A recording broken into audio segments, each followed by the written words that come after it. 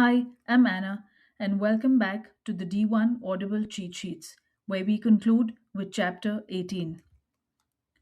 Once fermentation is complete, you might think the hard work is done. But red wines often earn their final texture and longevity in what happens after the last sugar is consumed.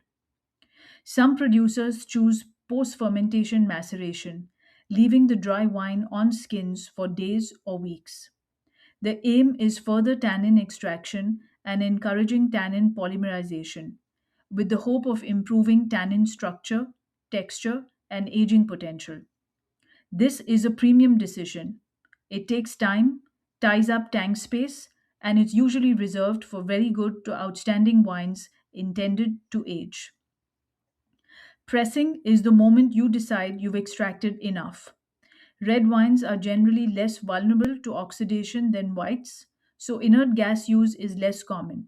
But the logic remains. Free run juice is usually fruitier and lower in tannin.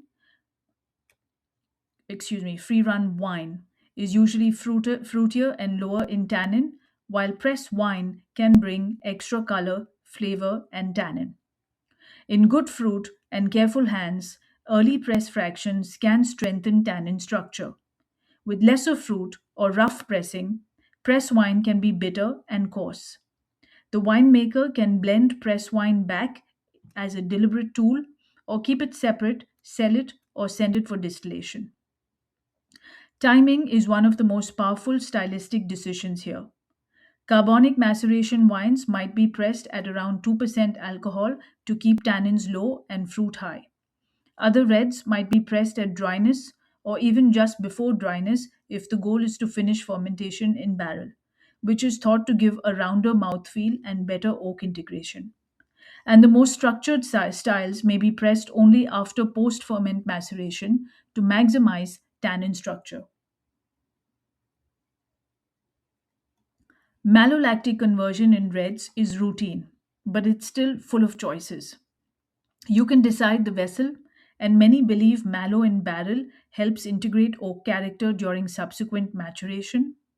You can also decide whether to encourage mallow during alcoholic fermentation or after it, depending on your broader goals for timing, microbiological stability, and style. Mallow lowers acidity and raises pH, and at this stage, producers can still adjust acidity if needed and even reduce alcohol depending on permitted techniques. Maturation in wood is far more common for reds than whites once you move beyond the cheapest categories. Inexpensive reds are usually released quickly, and if oak character is wanted, oak alternatives like staves can deliver spice and wood notes cheaply and fast in inert vessels. Mid priced through super premium reds are more likely to spend 6 months to 2 years in oak, sometimes with a portion of new barrels if the producer wants those flavors of vanilla, clove, and toast to contribute to complexity. The gentle oxygen exposure, especially in small barrels, helps soften tannins and build tertiary complexity over time. There's also a real shift in modern winemaking towards using less new oak, aiming for subtler seasoning rather than overt barrel flavor. And while you can absolutely find excellent unoaked reds where the goal is primary fruit purity, in many regions those are the exceptions rather than the rule. Lees aging plays a smaller role in reds than whites. It can soften tannins, but it can also reduce color intensity, which is why producers control lees contact through racking. Gross lees and lees stirring are not typical in red maturation.